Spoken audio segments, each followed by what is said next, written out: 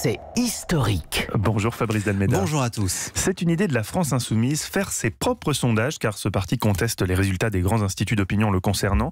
Mais au fait, les sondages, on les conteste depuis longtemps. Les sondages remontent en France à 1938 avec la création de l'Institut français de l'opinion publique, l'IFOP, par le sociologue Jean Stötzel, suivant la méthode d'un Américain, George Gallup.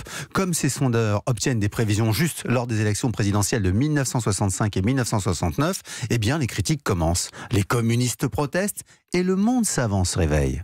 Vous pensez évidemment au célèbre sociologue Pierre Bourdieu. Ben oui, dans un livre paru en 1973, ce sociologue de gauche n'hésite pas à dire que les sondages sont des outils d'orientation du débat public. Il rejette l'idée que les sondés forment une opinion publique. Dire « les Français pensent, les femmes veulent », et ben tout cela n'est pas scientifique. Il n'empêche, en 1974, dans une élection au coude à coude, les sondages donnent la victoire de Valéry Giscard d'Estaing. Le monde politique se demande alors si les prévisions ne risquent pas d'influencer les scrutins. En 1977, il vote une loi pour en limiter l'usage électoral. Pas de sondage une semaine avant. Aujourd'hui, c'est la veille.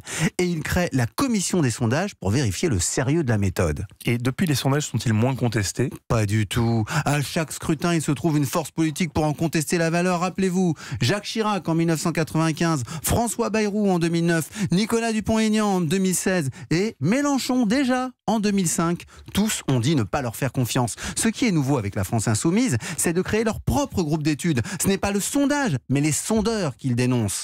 Nous verrons si la France Insoumise sera aussi efficace que les instituts reconnus, rarement pris en défaut. 2 cas quand même, hein. Le Pen au second tour en 2002, prévision difficile, et puis l'élection même de Jacques Chirac en 1995, on s'en souvient.